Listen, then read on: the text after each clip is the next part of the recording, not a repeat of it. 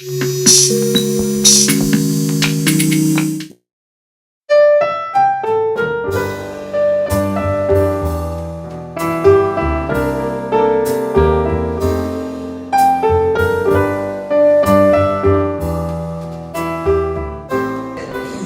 ladies and gentlemen, I'm glad to see you having come back from the break. So this will be the last session of the morning. I will introduce myself first. Kusumanto. I'm a research consultant born in Bandung, but now based in the Netherlands. I will introduce all the speakers, and I hope that would make time more efficient. Let me start with Dr. Yukio Kamino from the OISCA organization based in Tokyo. Dr. Yukio is a senior researcher at the organization, focusing on, focusing on humanities, environmentally, sustainable development. Next to me is Dr. Seema Parihar. She's associate professor and researcher of the Kirorima College of the University of Delhi. She is she specialized on natural resource management, GIS and remote sensing, as well as gender. I have missed Dr. Lee Kiu Chi. She's assistant professor on cultural studies of Lingnan University in Guangzhou. Next to me is Mr. Yogesh. He's director of a social organization that focuses on social and political research based in Bhopal. And then the last one is Dr. Swati Chandorkar. She is an educationist and a social activist affiliated to the Government Girls' College, is that correct? In Nasipur, is that correct? In Central India. All right. I'd like to give a short introduction on this session. Ladies and gentlemen, while we are sitting here in a comfortable setting, at the same time there is a human ecological tragedy occurring or taking place on other islands other than Java, on Sumatra and Kalimantan. This tragedy has been the result of decades of destruction, but also of mismanagement of the natural resources on those islands. 2 days ago, I read that the haze has entered into Jakarta, and that even planes from Bandung has been halted to take off. So it has come very closely. Two of the speakers will speak on topics that are closely linked. Or the case that I just mentioned is an example, is a phenomenon that will be elaborated for other cases, one case in China, but also Dr. Yukio will talk about the more overall, what would you say, a picture of this of a similar tragedy. We will also talk about gender. I'd like to say some thanks actually to two persons that have not been able to come to this conference. They have been quite instrumental into bringing the topic of gender on the agenda of the Bandung Spirit Conference. And these are Dr. Numai Nguyen from Vietnam, based in France now, and Dr. Suda, what's her name? Johan, yes. Johan, yes. She also has been very, very supportive in putting gender onto the agenda of the Bandung Spirit discussions, deliberations. Well,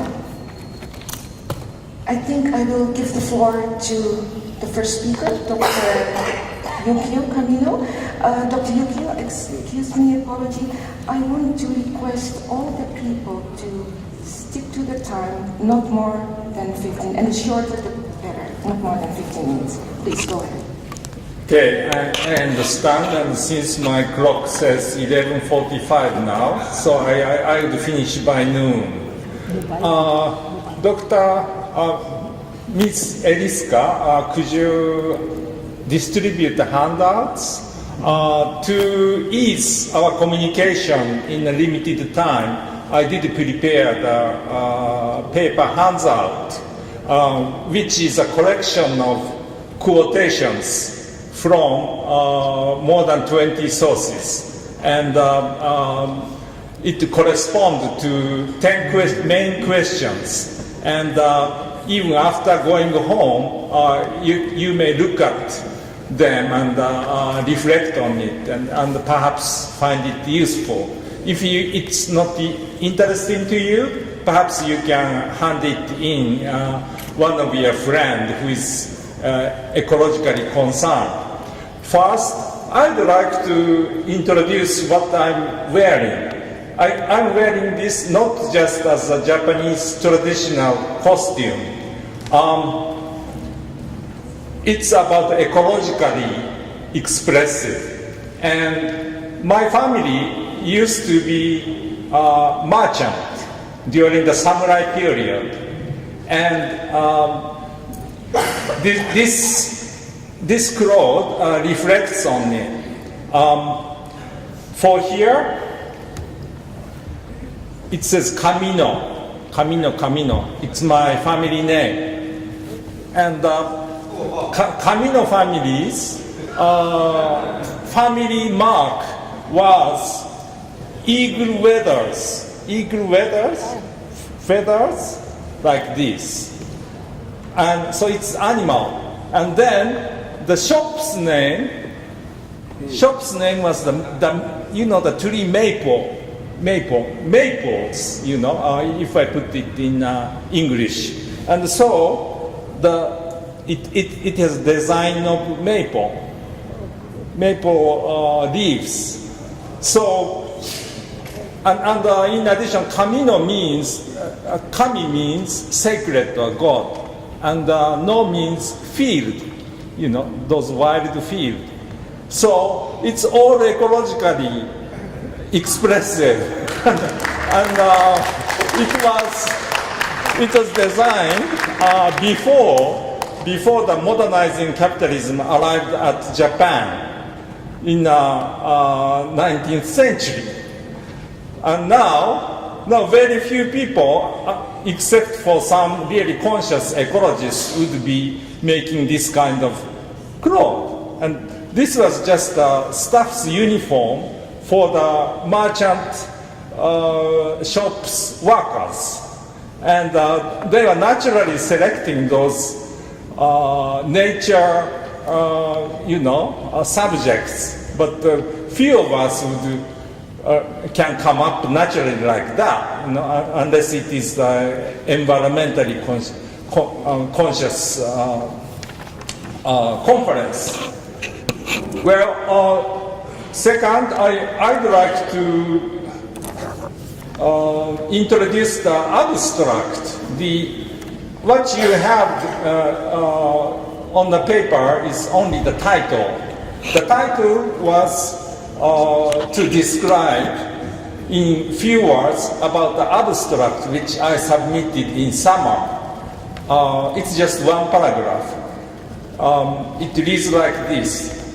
Participants and observers of the Bandung movement are generally knowledgeable about major shifts in the international landscape or human system since 1955. Yet, many of us seem to be not fully aware or reflective of the facts that, number one, over the past 60 years, greater changes have taken place at the level of Earth system, that is, the ecological whole in which human system exists as a dependent part. And number two, Earth's biogeophysical changes are projected to skyrocket in the coming decades, resulting in much human suffering, especially in the South. This work thusly illuminates the historical causes, current manifestations, and future projections of Earth system transformation produced by human system, which has represented neoliberalism and other destructive worldviews. It seeks to assist those associated with the Bandung spirit to explore remedies that can best secure the well-being of Asian, African, and other peoples who reside in our common spaceship Earth now and in the future. That was the abstract. And then as a process to make a great paper, which I thought, I started to read dozens of materials and found dozens of very good lines, and those are quoted in what you received. You haven't received yet? No. Ms. Eliska, are you still here? They are copying it. They are making copies. Making copies. Miss Eliska? Is that she? They are making the copies. Yeah, they are making copies. So But they need hands out. So this is mine, and Eliska has. Miss Eliska, the people on the stage haven't received it. Yes. Please bring it. Okay, thank you. And in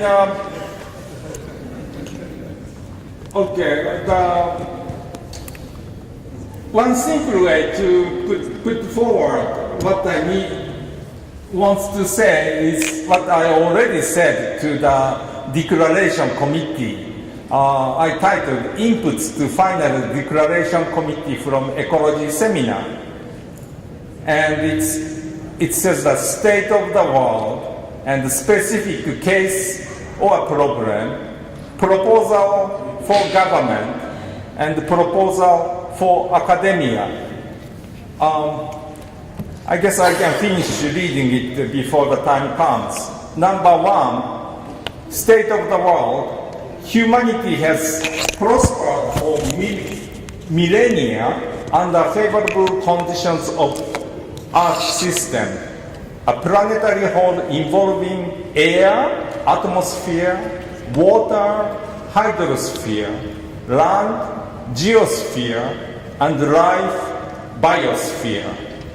But this habitable environment is rapidly destroyed by neoliberalism.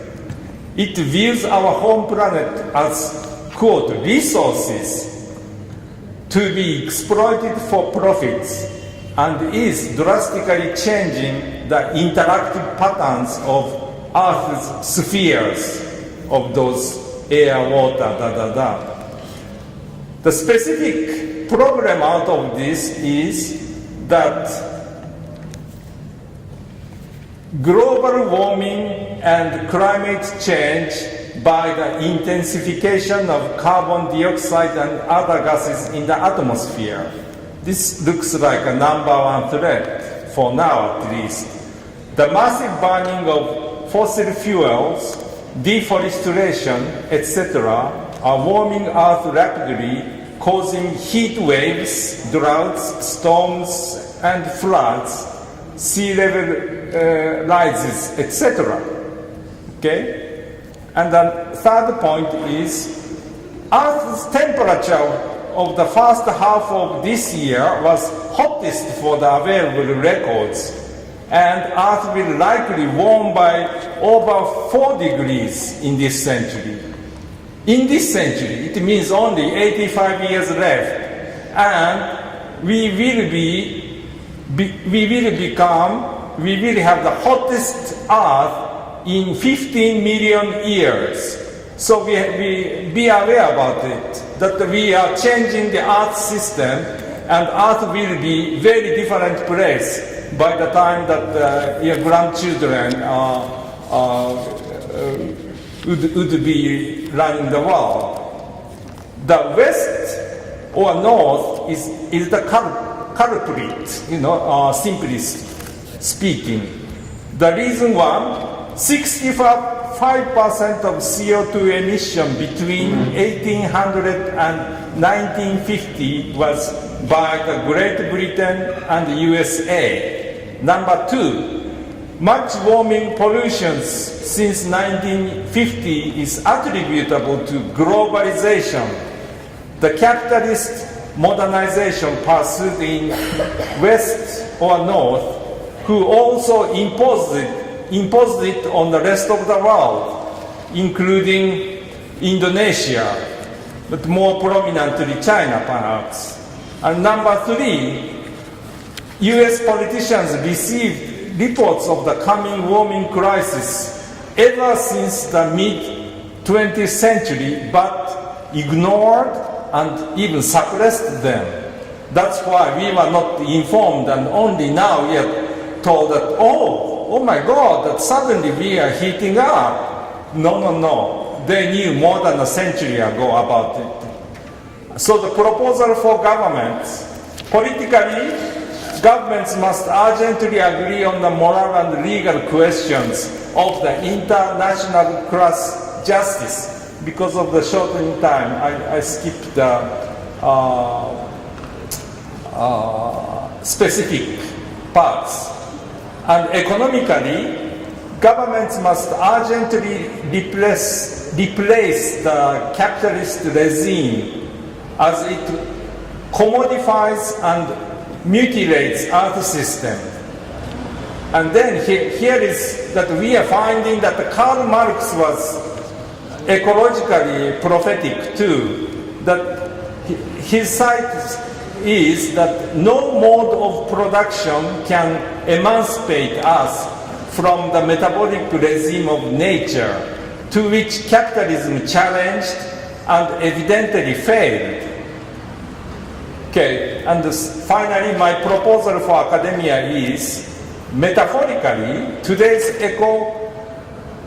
catastrophe is a product of intellectual traditions, principally of the modern West. This urges us to transcend, number one, the image of humans dominating over nature. This has turned out to be a stupid idea. Number two, the segmentation of search of truth into the physical, chemical, and biological sciences, and the social sciences and humanities. Now, and from now on, social scientists can no longer exclude climate and other Earth system changes from their paradigms. That is, just I finished 1 minute left, so, okay, thank you very much. Thank you, Dr. Yukio. Thank you so much for your comprehensive account in which you have made us understood to link the Earth system to human systems, and that historical causes of things that we are seeing now, like in Sumatra and Kalimantan, and which we will be seeing in the future, that they are linked to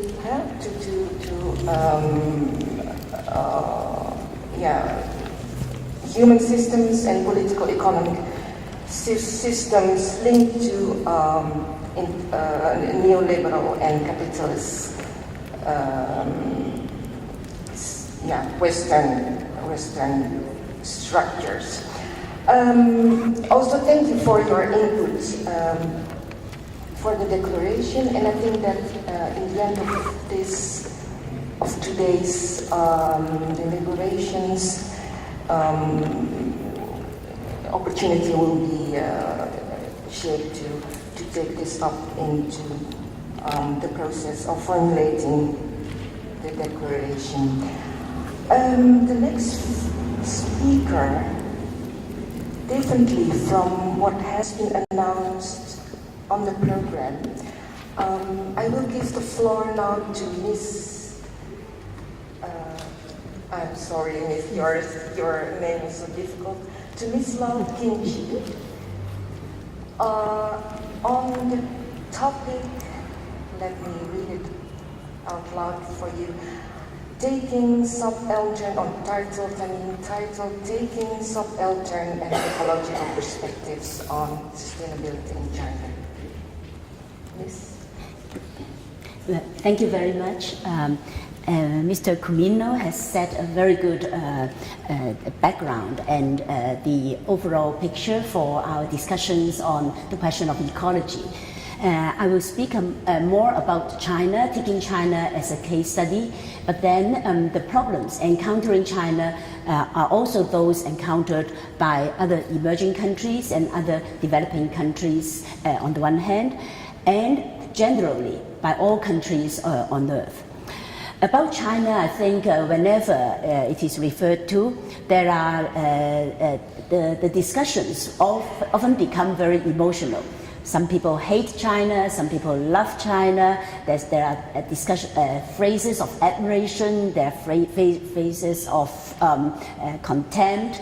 So it is, I think when we discuss China, I think we have to be very careful not to take a simplistic statist or nationalist view, because China is composed of so many sectors. It is so there are so many ethnicities, and there are so many different classes and strata involved. So when we talk about China's development in the last 50 years or in the last century, we have to be aware of first of all, of the historical background to this. So the historical background is one of the encroachment and invasion by imperialist powers, and that has prompted for over a century China's pursuit for modernization as the way out. And we will be critiquing this choice of the paradigm, of the modernization paradigm, but whether this is inevitable, whether this is the only way for China's salvation, or whether this is another entrapment that China has come into, which has created more problems than those that are being solved. And I think whenever we refer to China, there's a lot of talk about the spectacular economic growth that China experienced, as if this is also the model for other developing countries. And yet, if we look at this growth, then there are a lot of myths related to this growth. For example, if you look at some of the main figures of growth, then between 1990 and 2010, that is within the 20 years, China's GDP has grown by 500%. Well, to be exact, 523%. So this sounds very impressive. And yet, if we take into account the human factors and also the environmental factors, for example, if we refer to the IWI, the Integrated Wealth Report, that takes into account human, social, and environmental factors, then China's growth for the whole 20 years is only 47%. So 47% as compared to the over 500% of GDP growth. And in terms of per capita growth, then it would be only 2% instead of the 9.6%. And there are also figures of looking at China's growth if we take the IWI adjusted average growth. And for that growth rate, for all the periods between 91 and 2010, then it has been in negative. For example, in the years 2006 to 2010, China's adjusted average growth rate, including IWI factors, would be minus 5.2%. So, well, I think I do not have time, but then I can go into that in more detail later if in private discussions. But then if we look at the problems for China today, then it's not only the question of it being a big economic power, where people talk about China as the biggest, the second largest economy in the world today. And yet, if we look at the actual situation, then there are, for me, there are two main threats to such kind of growth. On the one hand, China is now entering a stage of financialization of capital. And so apart from it producing a huge amount of manufactured goods that flood the world's market, China is also loosening its control over its capital flow. And for 1.5 years, through the Hong Kong Shenzhen and Hong Kong Shanghai Connect, China has been conceding to the pressures of the Western powers in opening up its stock market. And of course, all of us know that within only 18 months of such opening, China experienced a major stock market crash in June this year. And how much money was evaporated? Well, it was 7 trillion renminbi, which is more than $1 trillion, which evaporated just like that. And what does that account for? That is 10% of China's 1 year's GDP.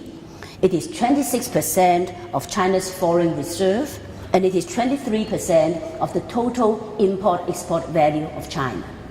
So we also see the vulnerability of such economic growth, especially the problems and risks involved in the financialization. But the problems are not only the one about economic statistics or factors.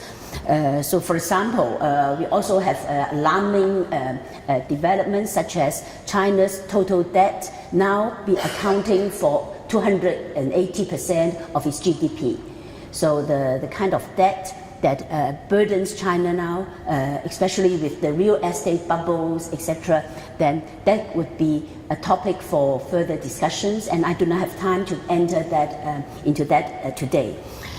But if we look at the growth, then the problems is not is mainly also the damage on environment.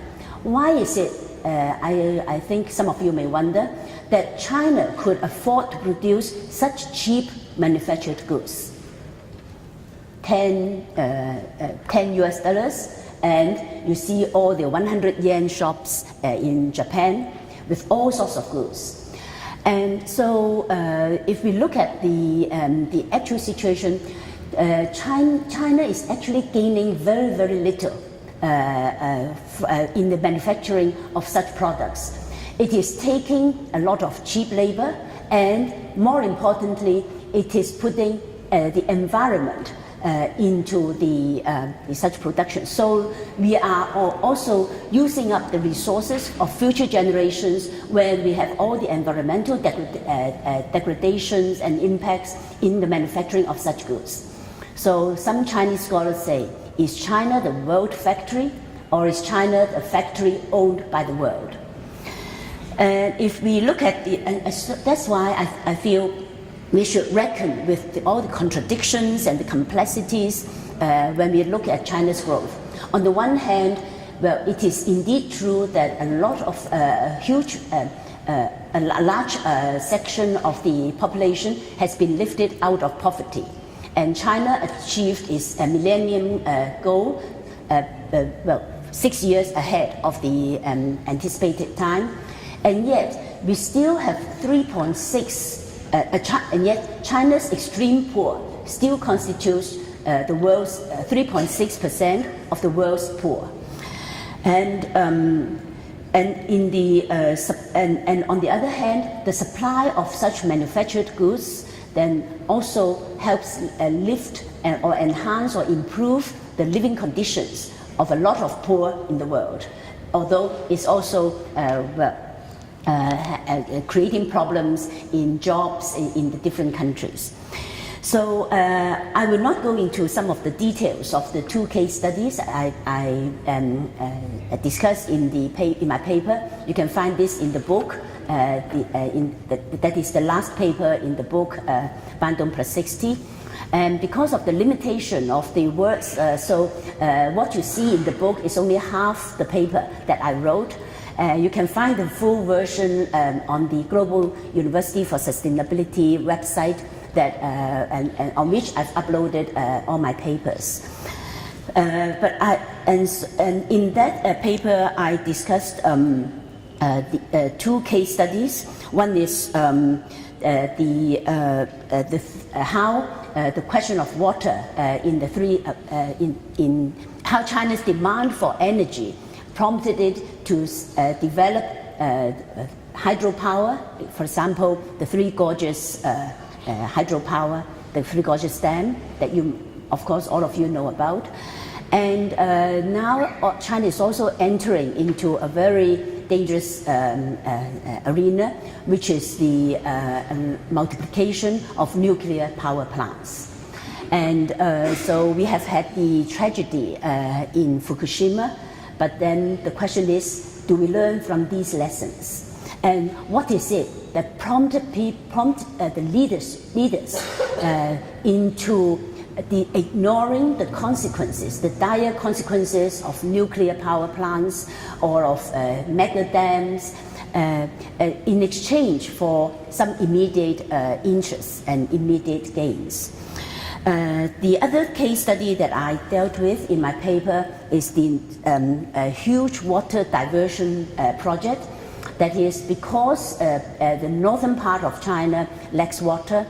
So there has been this mega project of diverting water from the south to the north. And that will satisfy somehow 1/3 of the demand of water, fresh water, of Beijing, for example. But we still have 2/3 of water which cannot be met with. And we have all these alarming data about, for example, the lack of water in the capital, in the big cities. For example, in Beijing, the underground water level has gone within 10 years from 12 meters to 24 meters. So there has been a lot of talk of whether the capital could be moved or whether all other resources, water resources, etc., will be moved to meet the demands, the so-called sustainability of the capital, of the urban people, at the expense of the rural, of the other provinces. So I will not go into the details of these two case studies. You could read them in the book. So I would like to go into the question of the modernization paradigm, which not only China but so many countries in the world are pursuing. So we have to ask, what is the nature of such pursuit for modernization? If we take a historical perspective, if we read Eduardo Galeano's book of 500 years of the plunder of Latin America, then we see that the current advanced West, that is so-called advanced and civilized, it is built on savagery, it is built on plunder, and capitalism cannot be analyzed without referral to its historical the context of the plunder. And I think that is also one common thing we share among Asia, Africa, and Latin American countries. And yet, we also see that the logic of capital is also being underpinned very much by the military hegemony. And Sichuan already gave a presentation 2 days ago on the relationship between US dollar's hegemony and its military dominance. So we have to ask, there are a lot of illusory promises that come in not only with the American hegemonies, but also with the American way of life and American cultures and ideologies. And we have to see how notions such as freedom, equality, justice, fraternity are somehow illusory, and in what ways they help legitimate the global hierarchies and sustain the inequalities and injustices.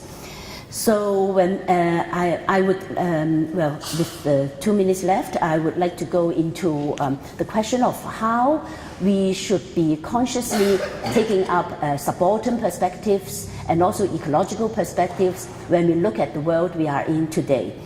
So there are a lot of environmental NGOs, and yet a lot of them take up middle class perspectives. They are so dominant in the critiques and in articulation of environmental, humanistic, or liberal concerns. And yet the subaltern, the underclasses, they are not so often represented in such discourses. So for us to take subaltern perspectives, so we think not only in terms of the nation or of the state, but we also see how different sectors are differentially impacted by pollution, by ecological damages, by hazardous working environment, and how the kind of wages or gains they have are only very temporary. They are only temporary relief so long as the state's predominant logic is to go for the capitalist marketization logic. And when we talk about delinking or degrowth, then what do we mean? It does not necessarily mean that we close our borders, we become autonomous on ourselves, but it means that we have to really take a very critical view about the whole developmental paradigm that we have been taking up. And when we talk about delinking, we have to take communities as the primary basis. We have to recognize and revive knowledge and skills that for the communities to organize their interdependence into productive and creative cooperation and self-management in the production of autonomy and the commons. And although sustainability has been the buzzword, we see that the minorities' interests have been displacing the majority needs. So sustainability as a buzzword is often void of justice. That is why I would call for taking ecological justice together with socio-economic justice. And the two cannot be dissociated. And I also feel that we have to go more into the concept and also the practices for the common as one of the ways out of such paradigms. In my paper, I also talked a lot about the importance of culture. So, for example, one question confronting the peasants in China now is that a law has been enacted recently to allow for mortgaging of the residence lots. And this could be a very serious encroachment into the landholding right of the small peasants. And yet, if you ask many of the peasants, then they may welcome such a deed because then they could, in exchange for the land, they could have immediate monetary gains. And so the cultural aspect is also very important. It's not only the elite or the state or capital or the multinationals that need to be taken into account, critique. We also have to look at the cultural predominance of this mindset for marketization and monetization. And I feel that here we are in Bandung with the Bandung spirit for equality, for autonomy, for genuine sovereignty. And it is up to us to have a lot of exchanges, meaningful, intensive exchanges, so that we could articulate the alternatives. Thank you.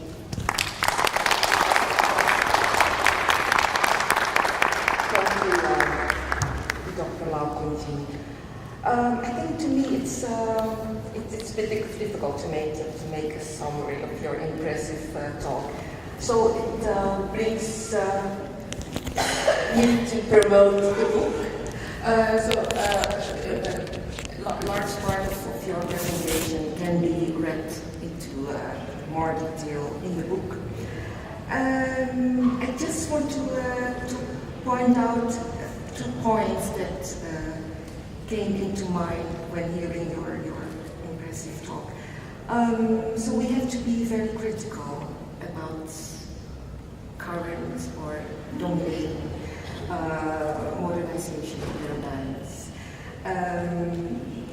as it has resulted in many cases into injustices and environmental crisis, even though it has brought success stories as well in the case of China.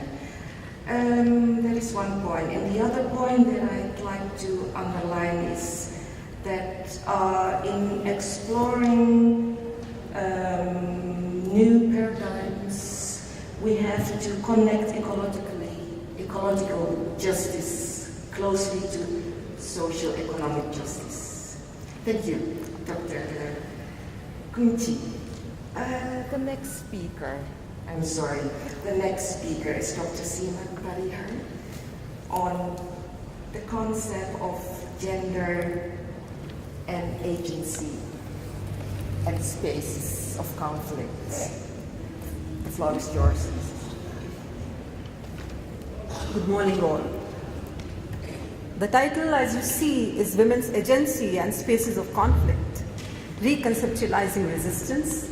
This paper, the co-author is my PhD student. We are working together on hydrological ecology of Kashmir. And when we were there, we realized that women agency is so important.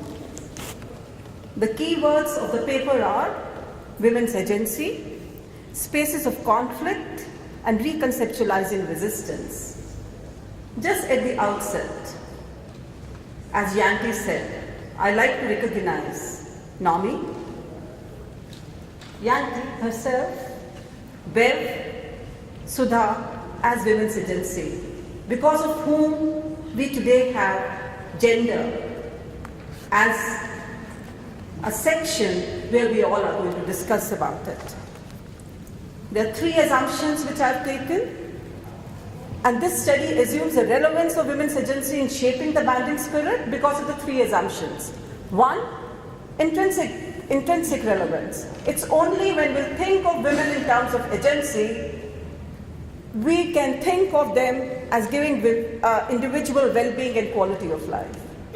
We can also think of another thing, that women's agency is so important that we have instrumental relevance of it. It's only because of that the societies and the families can improve. And the third is the social relevance. That is the relevance for the society. We all have to think of women's agency in all the contexts. The question is, why today? What was there in 1955 and in 2015 that why are we talking about women? On the first day, there was a paper where wives and daughters were given into the context of their role as in the platform of invisible diplomacy. The fashion shows given by daughters or women as wives. So that was 1955 when we're talking about. But for me, that was a complying, and that was not the context the way we are treating women's agency today. In terms of feminist narratives, we are in the first wave. Of course, it's not there today. The West world talks about that we are in the fourth wave of feminist narrative. But generally speaking, in case if I think of Asia, Africa, and Latin America, we are still in the second wave, third wave, and the fourth wave narrative. It's not only because of the writings of Seema or Gaida Karna, or Nivedita Menon, Romila Thapa, and maybe Bidyot Mohanty ma'am also. But women's agency is something wanting, urging everybody to take them along in case if they want to have the voice. We need to understand the idea of women's agency today. It's highly important. Spaces of conflict have also multiplied, and these spaces of conflict which we're talking about is across hierarchy, micro spaces inside the homes, spaces outside, community. We want bottom-down approach, or we either want top-down in some context. We all need women's agency. It is so very relevant.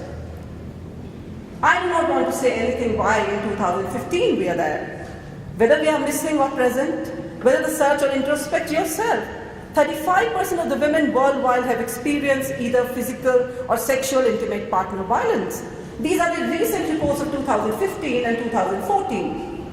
Not only 35%, in many places 70% of the women, or even more than that, have come across a violence of one or the other kind through the intimate even partner.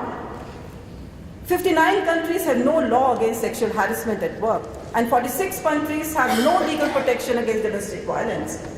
Even in India, in case if you have a look at it, Vishaka judgment also came very late. But how many women even will like to make use of the sexual harassment laws is another big question. Women perform 66% of the world's work. And the food production, 50% of that is produced by women. But do you know that how much income does it earn? Only 10%. And how much property do they own? Only 1%. And we talk of equality. And in case if something goes wrong with women, she's raped or there's something there, oh, she may be wearing wrong clothes. Oh, why did she go out late?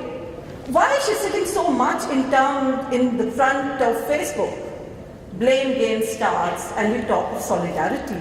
There's this little girl, Blandline, in Democratic Republic of Congo, and she was a victim of child pornography. Ostracized in the rural village. We are not saying of ostracization just in the rural space, but even in the urban space. Why urban space? Everybody, even your close family members, your friends also sometimes stops recognizing you because you have been victim of all those violences which we even do not want to utter. Only 9 countries have laws where at least one woman has to be board member of public listed company. And one of the paper has told me that what we see is that women who are CEO, which again are very few, are qualified much more than men. They are PhDs and all that, where the counterparts, male who are CEOs, may only be just simply postgraduate. The notion of masculine hegemony is putatively engraved in society, and we just today in 2015 cannot ignore it. The maintenance of patriarchal and masculine ideology sends ripples in the production of spaces, particularly in spaces of occupation. Gender and space alike are a provisional result of an invariably temporal process of attribution and arrangement that both forms and reproduces, structures and regulate behaviors within and across race and class.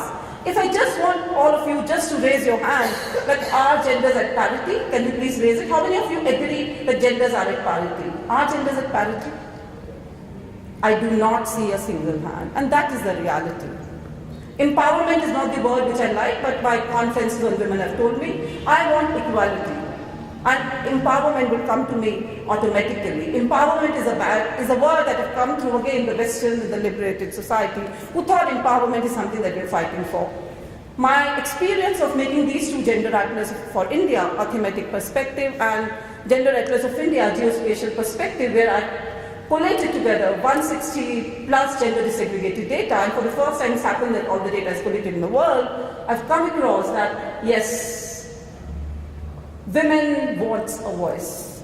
बर्बादे Gulistan करने को बस एक ही उल्लू काफी था, हर शाख पर उल्लू बैठे हैं, अंजामे गुलिस्तान क्या होगा? This was the voice given again by the mother of the student who written paper. If one predator is more than enough to spoil a bag, to spoil even a good flower garden, and in case there's so many predators, which area and which space we want to save. And not only that, there's another world, cyberspace. We are talking about Asia, Africa, and Latin America. In the context of this, there's some world called cyber world. We have to make, I am urging everyone, even in this conference, that YouTube, Twitter, WhatsApp, Facebook are again those communities which we need to find, and we need to find ways on how to pull them. Do you know in a Facebook, there was something that was put in which some activist group were wanting to be removed. 14 companies had to say that we'll not put advertisement in Facebook. Then Mark Zuckerberg company agreed to remove that material.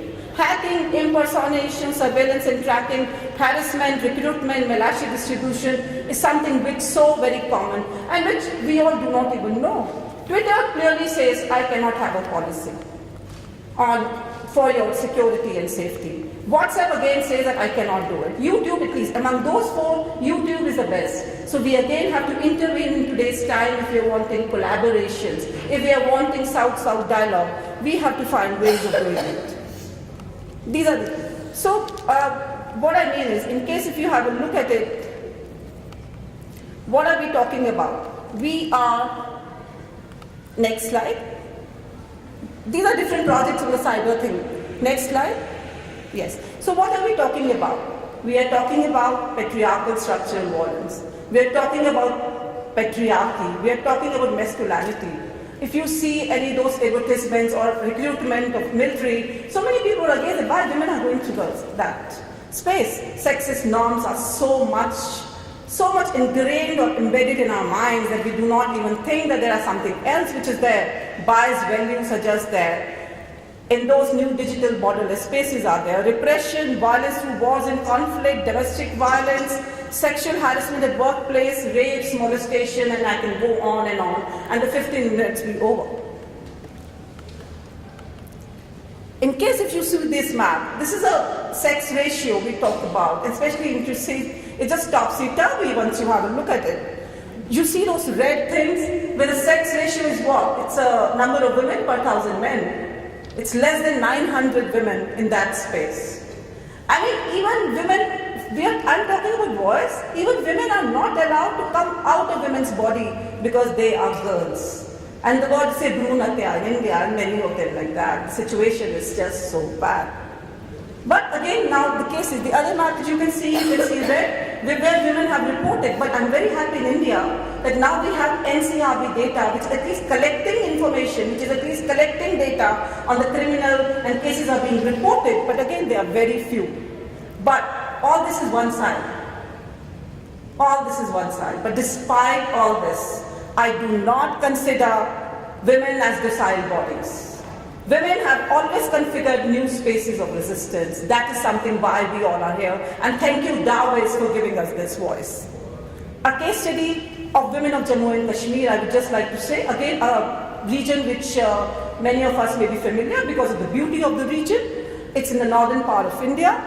Again, out here, this is a space of conflict now for the last few years. Women were mostly associated with Pashmina and Shatu shawls, other than Kashmiri rugs and carpets. The raw material used to come from Mongolia, China, and Central Asia. Now, after the conflict started, the raw material has stopped coming into Kashmir, and this has deeply affected women in Kashmir economy. Kashmiri women, therefore, are facing the brunt of conflict. It has put women under a lot of pressure from various religious groups too, as well as the tension created in the public and private spaces because of the number of reasons. Honor and purity, and what is the word that I use? As always, as ma'am mentioned, khap panchayat, and so on. Honor and purity of community is emphasized and controlled through a control of women's sexuality. Isn't it sad? This context becomes ripe for masculinistic and chauvinistic politics. It is beyond this kind of subjectification that radical politics must envisage a charter for alternative politics where it needs to create a new language and new symbols and challenge deeply entrenched meanings and symbolism. I would just like to quote to people from Kashmir, and I deliberately put the quotes of 61 and 70 because they have seen beautiful Kashmir also. Amina ji from Kashmir. It's very simple, and the question that they put was simple, that, how do you see men in today's time? We asked these women, and Raouf was the one who was asking. Raouf is a boy of 25 years, 24, 25. It's very simple. We have lost our freedom. We face problems on daily basis. It was not here before, and since then men have got an opportunity to refrain us from going out. And we used to go to shrines, and now we have to take males along.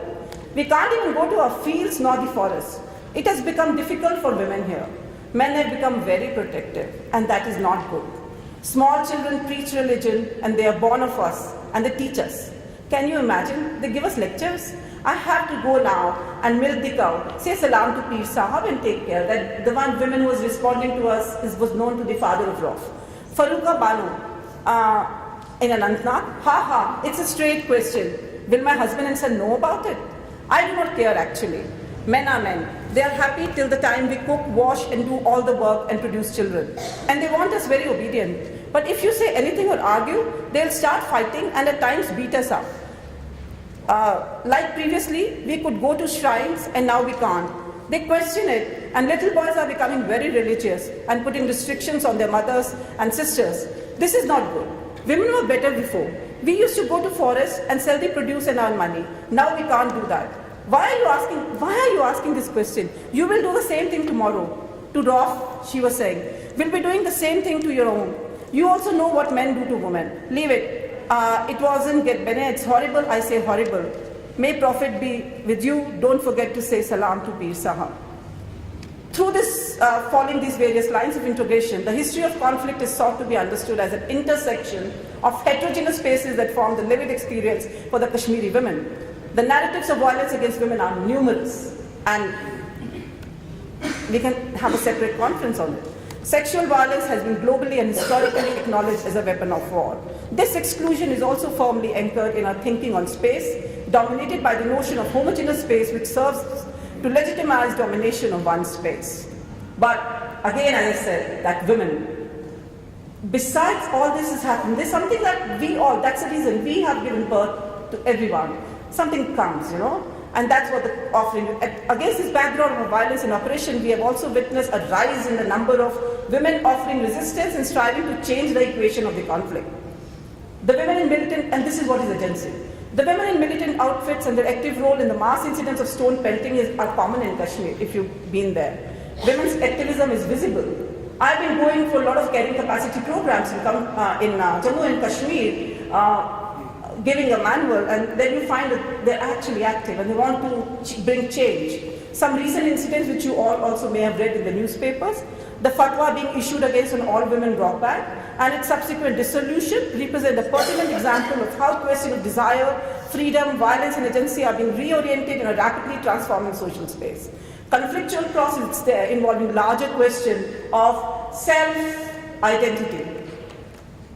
So then the women response towards, in case they're there in the corner and put them, is resistance and empowerment. Resistance, but again the tragedy is, resistance has an advantage, of course, of mobility from passive acceptance state to challenge the male-dominated institution in creative way. There's also a disadvantage, and disadvantage is that now that woman is branded, that for times to come, she'll resist on everything. So she may not be put in the committees.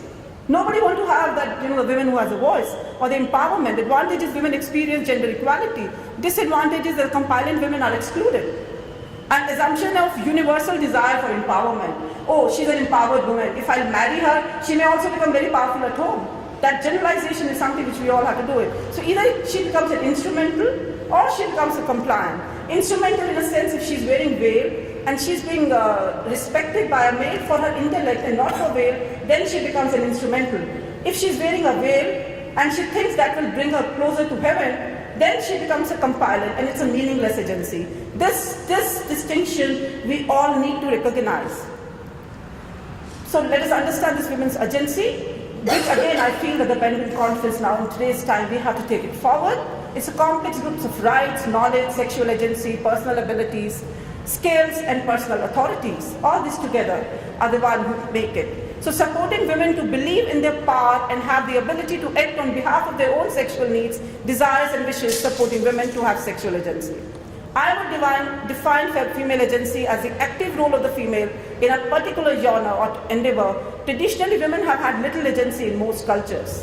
Sexual agency can include anything along the right to choose your gender, such as male, female, and you know it's only, today we have less people from Nepal. Nepal is the only country in the world where the third gender is in the passport. There's no other country which is there. I'm very happy Delhi University last year also started having gender in their form, admission form, and third gender now the third gender is being getting. Columbia University is the one where we're talking about sex orientation. But isn't it a bad word when it comes to my own children? We all wish to have double standards.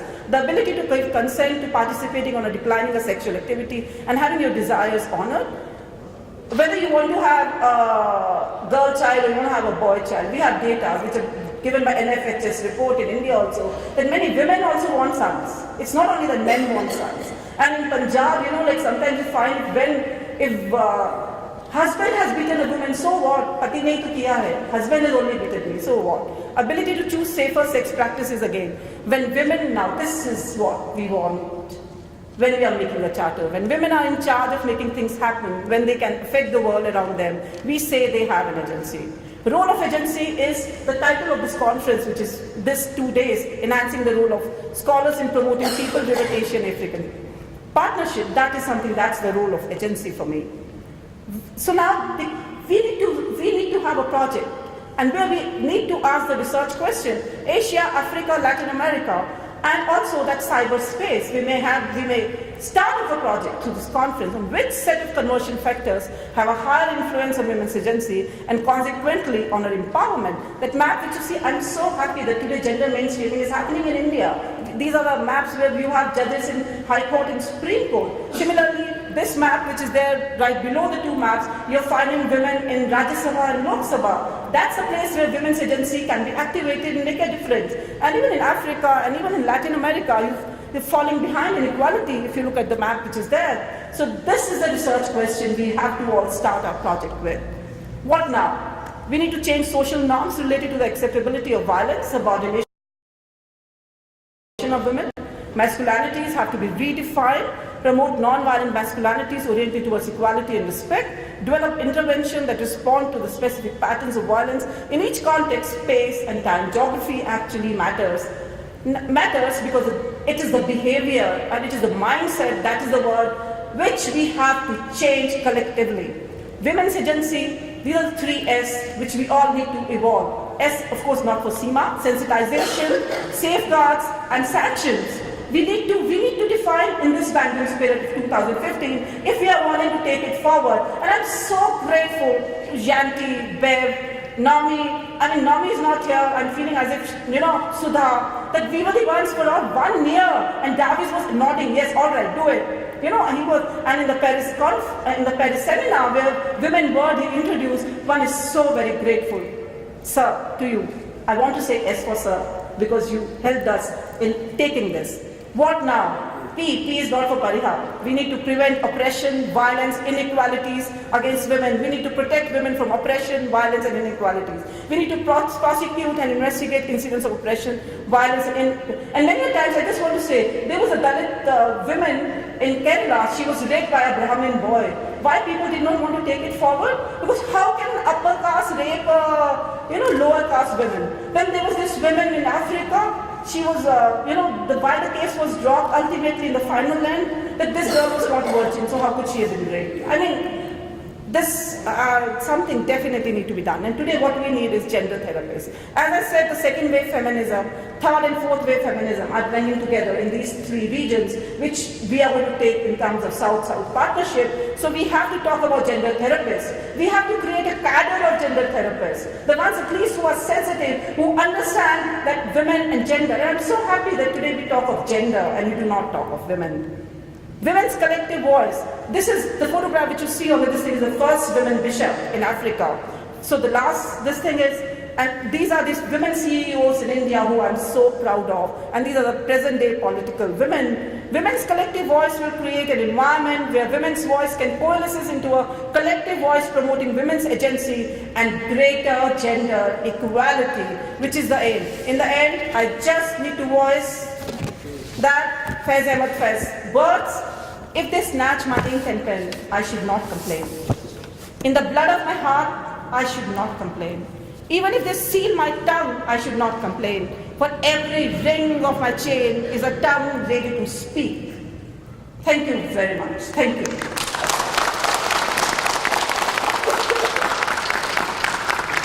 Thank you, Seema. My apology, Seema.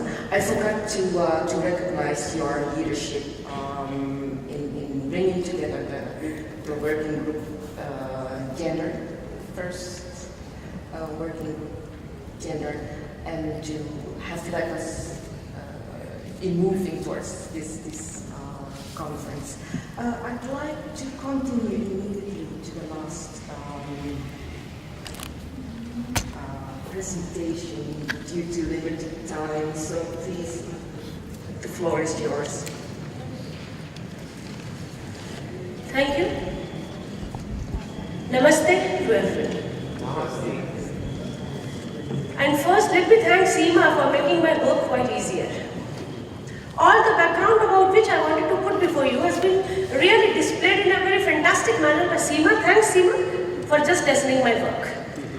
I am here, Dr. Swati Chandorkar, and my colleague, Mr. Yogesh, to speak about something in continuation to what picture actually Seema has put before you. Seema was rightly said in a book, The Second Sex, that you are not born, but you rather become a woman. Now when we think of gender, when we speak about gender, and all the problems which Seema has put before are really threatening to the existence of the humanity. Because friends, what the Bandung spirit called for, the first, respect for fundamental human rights, recognition of the equality of all races and all nations, peaceful coexistence between nations for liberation of the world from hegemony or any superpower. And today, Asia has become a crucial engine for global growth, while Africa has a great potential for economic development. But friends, may I draw your attention to the word development. What is development all about? Development has two parameters, I feel. One is what you call a safety, easement, and another, what you call a peace of mind. So development should not be restricted to the words like good roads, the infrastructure, the material development, electricity, good operas, good cinemas. No, dear friends. I feel the base of development is the peace of mind. Why we wish to develop? We wish to develop to de-stress ourselves from our day-to-day problems. And the nucleus of every family, irrespective of what country do we belong to, is the mother, the female, the wife. And if, in case she is in stress, how can we expect the family to prosper, to develop, to add something at a larger scale, to give something to the society? And what Seema has rightly said, that the female in the house, the woman in the house, the wife in the house, the mother in the house is at present in a great distress. And friends, understanding the fact, I thank this Bandung organizers, the spirit has given enough space to the qualitative thinking upon this issue of gender. Friends, the Bandung message of 2015 adopted at the conference gave a comprehensive perspective on the global transformation by putting climate change, energy security, human rights, women's empowerment, food security, poverty eradication, and disaster management as the core of the development program. And I relate all these programs to the development of women. And India, I feel, has translated this spirit of the Bandung into concrete action by bringing women in the main line of decision making. Because I feel empowerment is nothing but her courage of taking decisions of her own. We feel Seema here is empowered. I feel myself to be empowered. Why? Because we had all the guts to tell our husbands that yes, we are going to Jakarta all by ourselves. I am working as a professor. I've seen so many of ladies earning in lakhs of rupees per month. But if asked for a single decision, they ask me, okay, I'll let you know, talking to my husband. Is this empowerment then? Empowerment should not be considered, should not be correlated with economic empowerment. That is just another thing. But empowerment is basically the capability, the desire, and all the guts to take the decisions of your own, that you are a human being, that you have all the guts to take the decisions of your own. So friends, what Seema has told, it is like providing some key to her problems, to the issues. And I feel I belong to a state, the center part, the central India, the heart of India. And I feel the heart is now started beating for women. We have the Madhya Pradesh as a state was the first state which has given 50% reservation to the local governance for women. Why? Why this reservation? Because I feel empowerment is bringing women to the mainstream, adding them to the mainstream of decision making. Their role to take some political decisions for the development of the village as a whole. The development of village ultimately will result in the development of the nation at large. So initially we have 4,84,000 members elected as women representatives. And today, with this 50% of reservation, we have 1,98,539 of the elected representatives at women. Now, I'm going to put before you a small study. The statement of the study, which is now restricted to whether this reservation has really empowered these women. And the study was undertaken by myself and my colleague, Mr. Yogesh. So I put before you the objective of the study, that it attempts to analyze the emerging scenario of women's leadership at local politics, assessing the level of increase in their self-confidence and trace their path towards empowerment. And limitation, I believe our study had certain limitations because it was restricted to one single state of Madhya Pradesh. And in some cases, even the respondents did not run, they just kept mum because they were not in a position. As she said, in this biased society, the moment, though a representative of the village, though head of the village, she could not speak in the light of her male patriarchy. So nature of the research was naturally non-experimental. Next please, the approach, we actually interviewed our stakeholders, a questionnaire was designed and with open as well as close-ended questions. So now, let me hand over the mic to Mr. Yogesh for some of the findings, what you call the data analysis observations, next slide please, of Madhya Pradesh, and I hand over for the analysis to Yogesh, my dear. Yes, please. Age-wise participation, come to the slide. Age-wise participation, please, next. Respecting the time, next please. Next. Next please. Yes, now hand over to you. So it's Namaste to all. I finish my presentation within 2 or 3 minutes because it's very difficult to say anything in the background of such a dynamic speech by Dr. Seema and Dr. Swati. So our finding, this sample survey, especially we conducted for this conference. So age-wise participation, you can see the myth is broken, where more and more women on forefront reflecting their interest in mainstream of politics from the middle age group. Sometimes it feels that higher age or younger came in politics in very vocal ways, but our finding is saying that middle age. Next. Now we come on the education background of the elected women. Very interesting and very contradictory finding. Normally it is believed that education is prerequisite to empowerment, but have the clear indication that only 4% of elected women comes from a higher education. It is, but 13.5% women representatives are illiterate. So it's very interesting, but I want to highlight one thing. Apart from their qualification background, qualification education, most of the illiterate women are playing very significant and taking decision for grassroots village level. They are doing fantastically apart from their educational background. Next, now the work background, work status. It's very quite natural that more than 74% women have the agriculture background because of agriculture-based economy of the state. But it's another figure reflecting very interesting that 12.2% women are involved as a labor. When we goes to the sample survey collection, some of the sarpanch or the head of the village is still working as a labor. That is very interesting. Next. Now the driving force to contest election, that was the point. Irrespective of any status of their work, one thing is very evident that they are in the area as the decision of own, self-decision.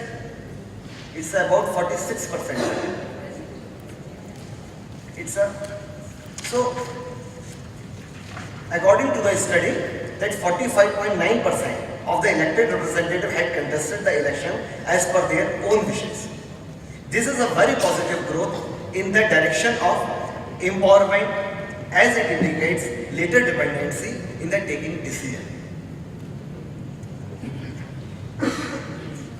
Now, the next is participation in meetings. That is very interesting. Yes. Apart from their background, labor class economy or agriculture-based economy or illiteracy, 55.4% represented to attend meeting regularly. That is very interesting and shows the multicolor of India. It's not a black and white picture.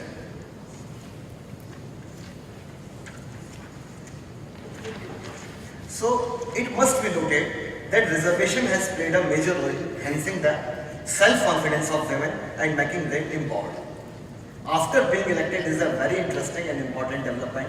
The myth of that husband-controlled panchayat or husband control is broken.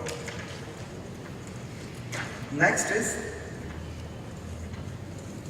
but this is another part. Participation in meeting with whom? Women are participating in meeting, but with whom? Only 40% attended singly. Total 51.4% attended meeting with husband or their colleagues or their relatives.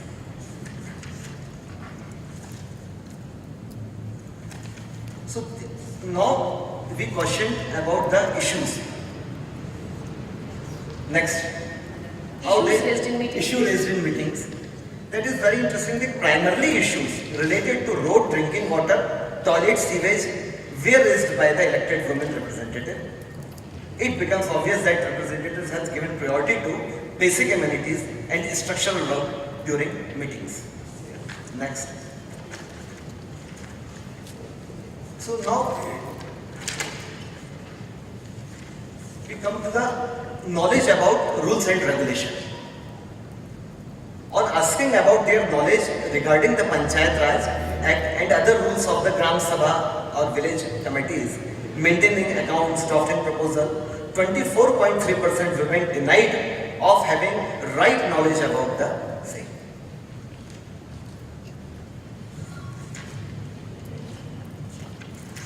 So, now we come to the help received in work. It is still that figure indicating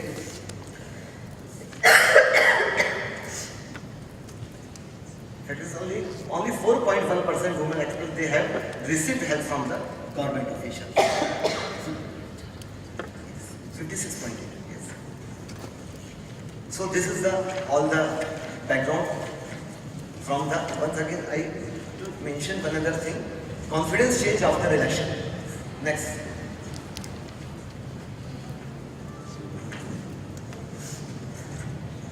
Yes. It is important to understand the self-image of elected women representative, especially in regard to the change. 63.5% of the women feel that there has been an improvement in their personality they felt the change within themselves. Contesting the election has helped in increasing their confidence and ability to express. The women has expressed confidence in the institution of Panchayat Raj and look at it as a tool towards equality. Thank you. Next is the Swati. Thank you, Yogesh. Now I come to the barriers. On asking about what problems did they face actually once they are elected. See, reservations have given them an opportunity to come. But was it through the family pressure? As in the survey says that no, they were keen in coming forward. Now once they come forward, were there any barriers for them? And the category, yes, at least 44.6% of them said yes, they had so many troubles, once they were elected. Whereas it's a very positive indication that 55.4% of these women said that no, they had no barriers in facing and taking decisions. Now say in the next, if I come to a very interesting side, the problems faced being a woman. Now say we just ask them, we are speaking about gender. We know that the myth that the sarpanch patis, the husbands of such sarpanch, the elected, have coming into picture. The image is said that they are now ruling actually, and just it's a female, it's just in for name's sake that she has been elected to reservations. Now, it was very well assured that the male dominance was found. Almost 30% of the women accepted the male dominance in the day-to-day interactions in conducting the panchayat meetings or going for any kind of thing. So 17% of them accepted that yes, they face the issue with the gender discrimination.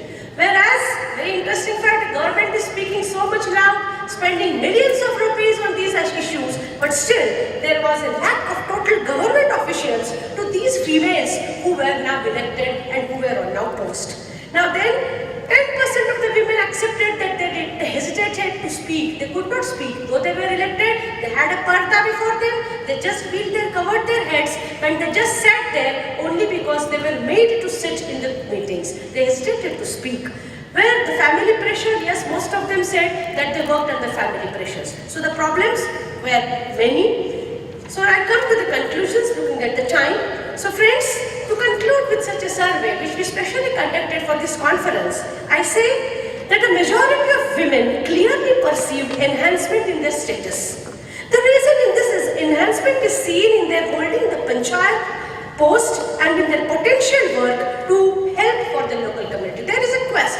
They wanted to do something. They had an urge, education, the open scenario, the media has given in them, added them a spirit to work for the community. Then women have reported increase in their self-confidence. Many women who had lost the elections were later seen to be active in a social work that is being undertaken in the villages. So certainly this has improved their self-confidence. They have changed their lifestyles. I have seen so many of women who are illiterate, who are laborers, but who have learned to drive a two-wheeler to come all the way to the panchayat or even to visit the nearby villages of the panchayat. So there is change in their lifestyles also. They are aware about their critical need of the education and increased concern for village development. There are positive changes which they have seen in their own attitudes and consequent impact on the family in the shifts in various social practices. So many of them women reported now their husband has started giving them respect. So they felt that their position in the house has also been enhanced. That is a very positive sign. Friends, we term as a silent revolution, these amendments has paved the way for women's entry into local governance. This reservation is successful in bringing them into the mainstream of development and finally making them more confident than ever before. So I assert that women's empowerment through Panchayati Raj, as in the case of the sample study of Madhya Pradesh, is a successful attempt, and I invite you all to be the guest to study just this pace of development to Madhya Pradesh, and I and myself, Yogesh, are willing to be your hosts. So once again, let me put before you what clearly feel. I came here, I put before you my readings, not just for the participating in the conference. Dear friends, if I feel, I mean the change in the attitude towards gender. As it is rightly said in Hindi, केवल हंगामा खड़ा कर देना मेरा मकसद नहीं था. मैं चाहती हूँ कि ये सूरत बदलनी चाहिए. I feel that this face should change. हो गई है पीर सी, यह पर्वत पिघलनी चाहिए. तेरे सीने में हो कि मेरे सीने में हो कहीं भी ये आग, मगर ये आग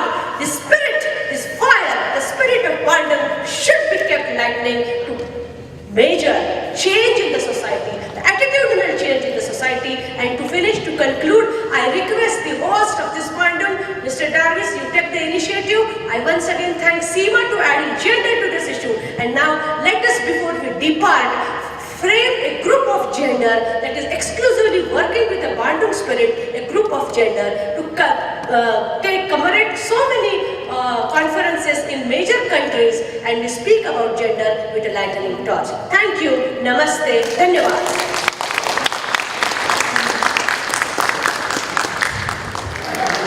Thank you, Dr. Seema and Dr. Swati and Mr. Joseph for your explosive urge for gender equality and women's equality. I'd like to give the floor to the audience.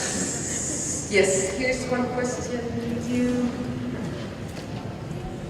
Okay, let me start with you, Mr. Mohanty. Yes, go ahead. I speak as a member of the Bandung community, which is here and it exists in Asia, Africa, Latin America, and all over the world.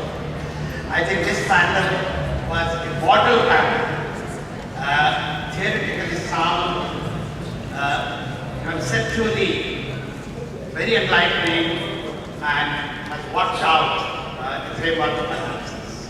I mean, I can say many things to complement this panel. And it addresses violence of nature and violence of gender. That's the way I have learned to analyze this, the insights and knowledge presented by this panel. And we raise so many issues arising out of it for our further work and further research. Just two quick questions, the time is short.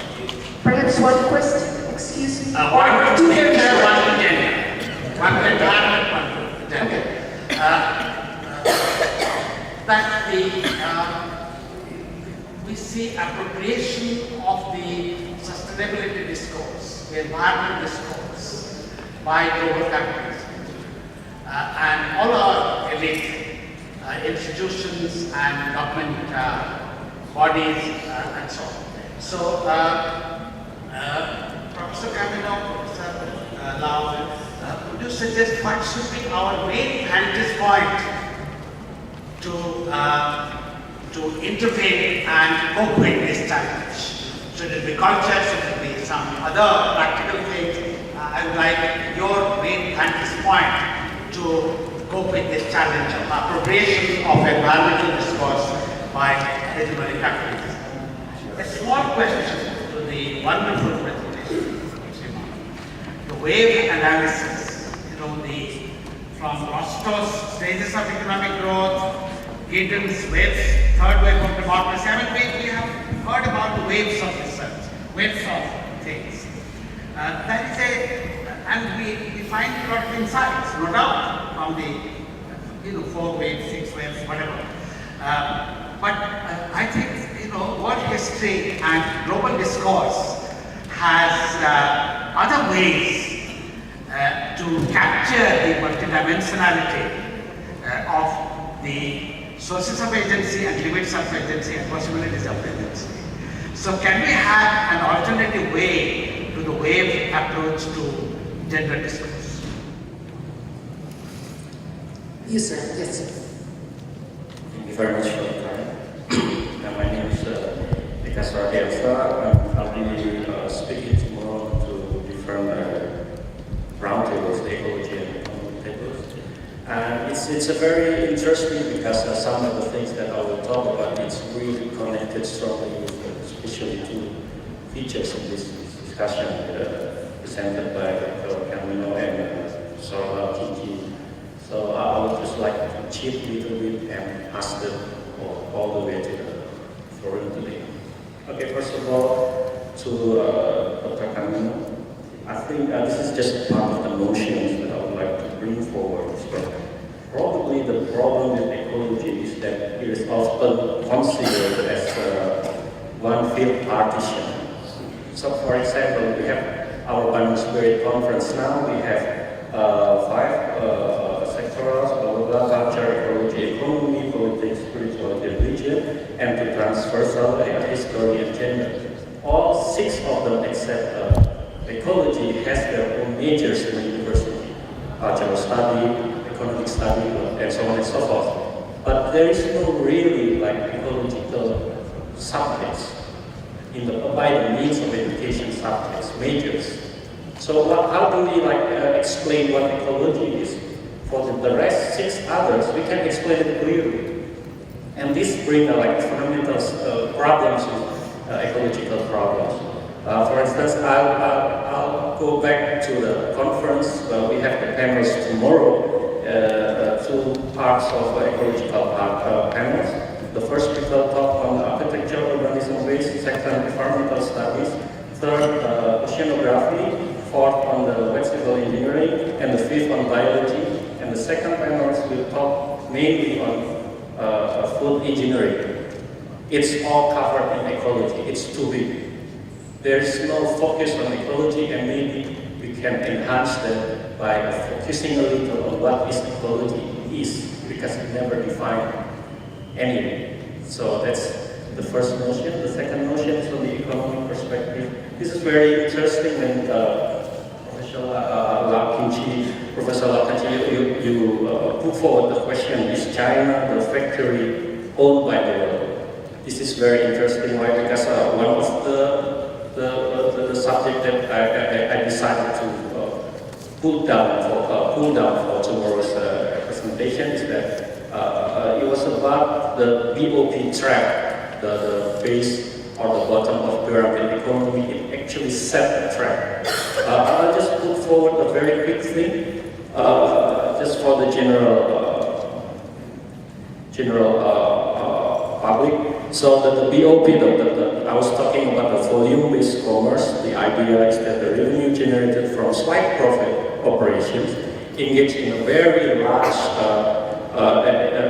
ever-growing population in the south might overcome even the high margin operation already executed in the north, established market. That's true.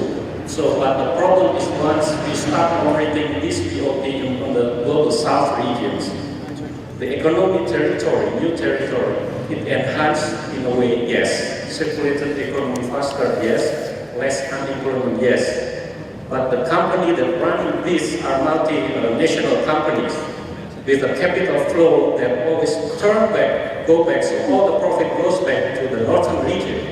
So once again, it's just in a way to say that once again, we in the global south become the objects of the foreign economic objects rather than subjects. We just become a new territory. That's all. Because now, so from your the question that you are asking is China the factory owned by the world, now becoming a new question that is the global south becoming the ATM of the north. It always happened like that. Whatever the fundamentals existed. Thank you. Okay, I think it came across. Thank you. I'll take one question, and then we'll take these 3 first questions. Or to them, you, Mrs. Molanti. Yeah, please, You, Mrs. Molanti. Yeah, okay, go ahead. My name is Bidut. Of course, I'm Mrs. Molanti, but Bidut. Please keep it short. Oh, certainly, very short. In fact, I must accept that, first of all, I have silence grievance against Darius and the other organizers of the conference that I didn't see gender mainstreaming here. But I'm glad some elements of gender is being discussed in the plenary session, because they relegated our gender to panel discussion. Anyway, second thing I wanted to tell that I am very grateful to both Seema, my junior colleague Seema, and Professor Rathore and Swati for making my task easy. Because I'm also going to speak on the gender issue and local government, panchayats, So I thought how I am going to speak, and I don't have this many things picturesque the way people have done. But you know, my question to Swati, the concept of empowerment. We all have concept of empowerment, and you rightly said it is the capabilities enhancement. But should it be so restricted in the definition? We should not. So that is the first step towards empowerment. But do you think that the women in local government system, well, I am very fanatic about Panchayati Raj and women, but now we feel frustrated because the real empowerment of women has not come for many reasons, which I will narrate some of those tomorrow. Thank you. Thank you. One other question, please. Thank you, Tony. My question goes to Seema and Swati. I say it under the background that I never believe in gender equality, and that was why I never joined in that pledge, but will be going against my conscience. Yeah, under my Igbo traditional cosmology, which is also aligned to the Hindu cosmology, women control most of the spiritual forces than men. And that control at the spiritual level appears to be complemented by control at the physical level by men. And here at the physical level, women are still struggling for equality with men. Don't you think it will lead to gender autocracy? When you now have women controlling both the spiritual and the physical periphery of man's existence. Secondly, in Nigeria, we discovered that this issue of gender equality also has to do with elites, educated men like people sitting in there, people here. Most rural women don't believe in gender equality because they believe that their own is their husband. How does that apply in India? Thank you very much. Yeah, thank you. I will go now to the speakers so they can reply or feedback to the questions. Mr. Yukio, please. Yes, to the questions of the Indian gentleman, I understand that one question you raised is where to enter the issue of ecological crisis. Is that correct? Yes, I wondered it so much, and I have been dismayed about it in my life. Or from around the turn of the century, I have been an environmentalist, thinking that by informing the public, they become more conscious of ecological issues or become green in mind and heart. And their influence might change the society. That's I thought. However, a few years ago, I read a very convincing article that survey that more the people understand about the global warming, less the people wants to face it.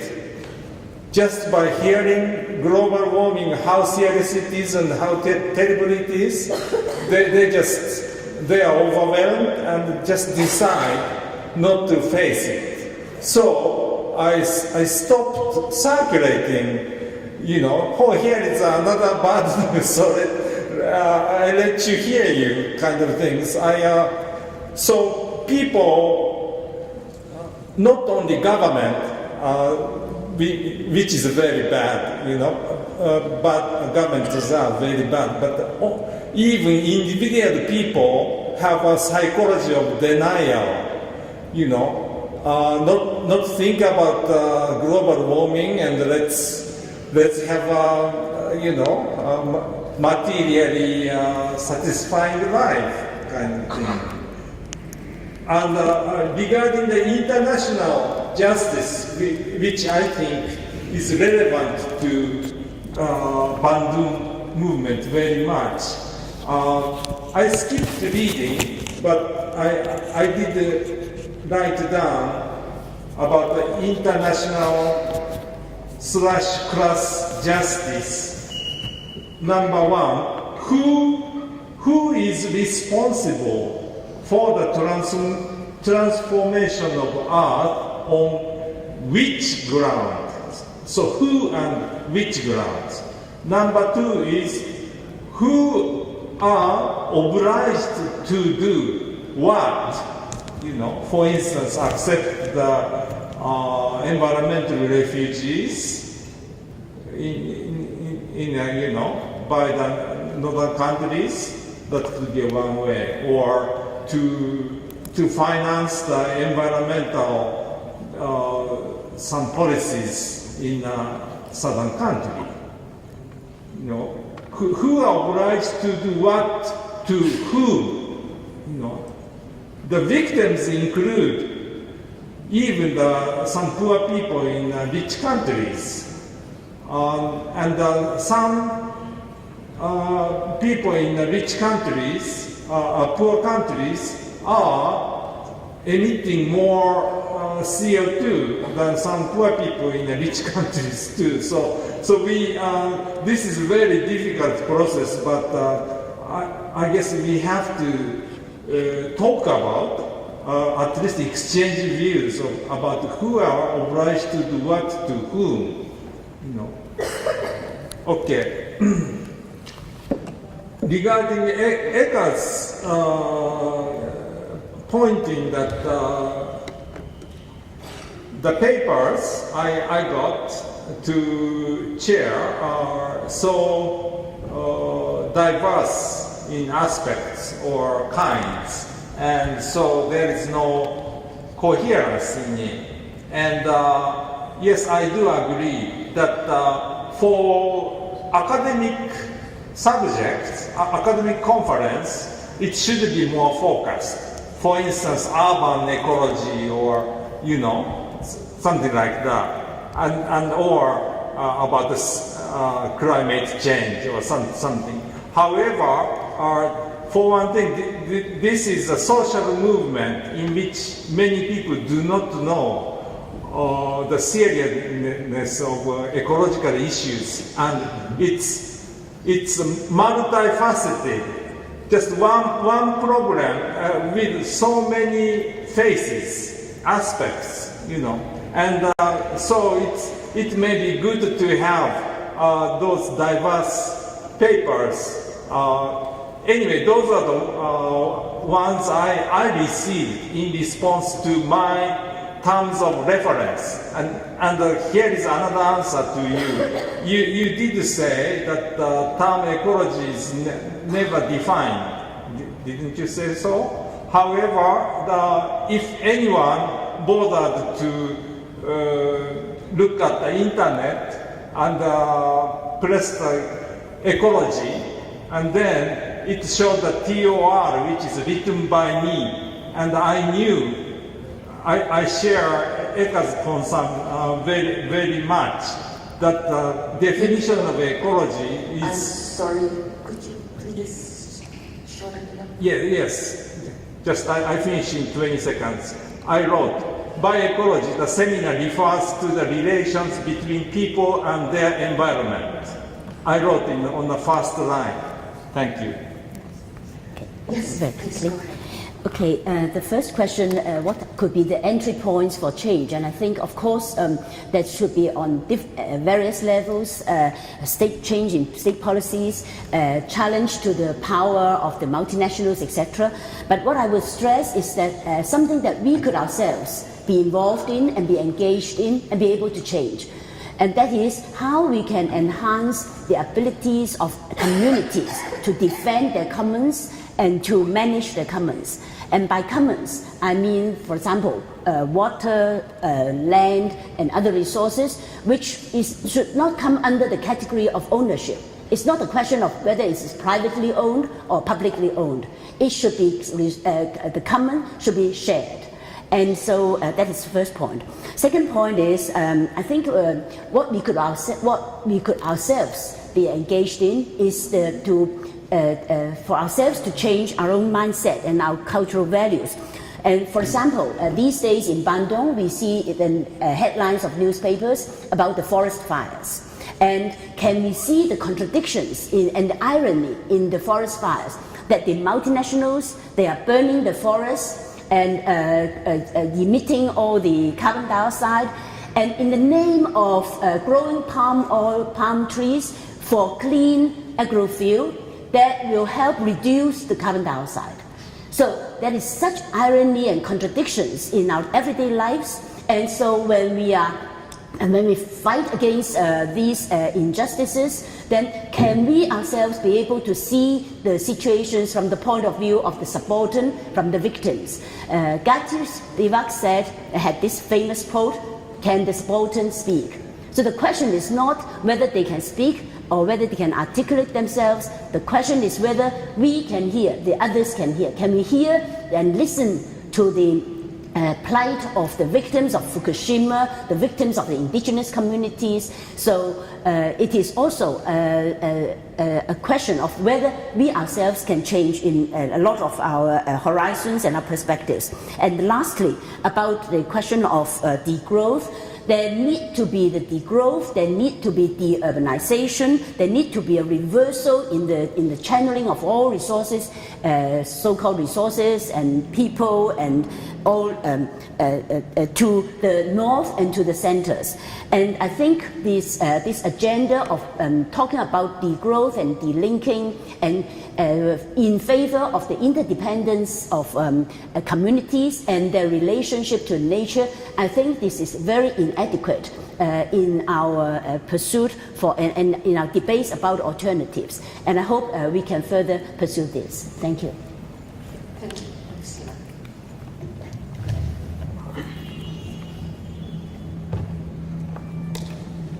I wish, at the outset, I wish to thank all of you for having gender in your mind now. Professor Mohanty, answer to your question. Yes, I'm working on that paper actually. Your question is of that. First wave narrative, according to the West only, we say first wave, second wave and third wave. It's a West interpretation of these waves, what we talk about. The first wave, just luckily, the Saudi Arabia just last year only offered that women can vote today. So first wave is now complete in terms of the interpretation of the West. Second wave talks about the cultural inequalities and social inequalities which is still existing in these three countries in case that we're talking about. The third wave narrative is a reflective of a sexist structure of patriarchy and talks about the structures of taking away. And the fourth wave, which according to them exists today, deals with media and activism and the politics and all that. For me, in my mind, for the region that we are talking about, the region which we're talking about, what we need, we need multiple wave transition theory. And that is something, which the paper that I'm working on. Why we need multiple wave and the transition. All these are having, there are intergenerational problems. Even if they just so happen in Asian community itself, there may be some different waves which are there. We talk about the holistic management, we talk about all those, we have to pick up from the way ecology works, the system theory and the entropy and the necentropy. It's right now, in case if we want this South-South collaboration and all that, we all definitely have to get together and work on multiple wave transitional theory, because that's what this region, what we are talking about, each of this region fall in that, where we have inequalities. We are still talking about, these words are there now today of gender mainstreaming and gender budgeting and gendered spaces. These words you will find in every book, as in ecology book, in case if we talk about, the word comes sustainability. Today's generation and the next generation. Whether sustainability is actually happening or not is a question mark. Similarly, gender mainstreaming doesn't simply mean giving all those policies, having those paper policies which are there. What we need today is actual implementation of them. We need true gendered spaces. We need actually those where everybody is equal, and that is still a mission which has just taken off. And we still need to grow. And the next question on that. So sir, what I think is, we'll talk about it also, and even in the book I talk. Tony, I like your question. And why I like your question, because that's the question, which is talking about, when he's talking about why do we need solution. I think so you missed on to what I said. When I said that, the moment you see gender, women equality or empowerment word, you brand them. You think that the one who's talking about gender empowerment are the ones also would be talking about in the word that you used. Which is again something that I think so we need 2 hours to discuss on that. That is gender autocracy. Gender empowerment at no time means gender autocracy. Empowerment means acceptance of everything. And I'm saying give us equality. Women's agency will find ways for that empowerment. We are not talking about that. And I would like to take just half 4 minutes. Can I just? And so that's something that is there. So, at no time, women's agency in any way is the one who is there to rule anywhere. What we are talking about is a space where we all can get together and make this place a beautiful place to be together. That's what it is. Thank you. First, Madam Mohanty, let me be very, I do not hesitate to say that I understand empowerment is a very big term, but I believe in the first axis, the breaking of the ice, and that is what I try to deal about. And I look forward for your enlightened speech tomorrow, your enlightened paper that is definitely to add to what Murnamesh I have. And my dear friend from Nigeria, may I just put your attention to by gender empowerment, we do not mean to be superiors. We just intend to be treated as individuals, as human beings, that's all in the scenario. And I've rightly said what I feel, we are the 2 wheels of the same chariot. If we go hand to hand, I believe that we can have a very peaceful and a safer trip. Thank you. Lunch is waiting for us all, so I do not wish to continue more. Thank you once again for giving me a platform. Thank you once again, the Bandung spirit, for all that you have given me. Thank you. Thank you. I think I have nothing to add. So thank you for your attention, and let's go ahead to go to the lunch room. Thank you.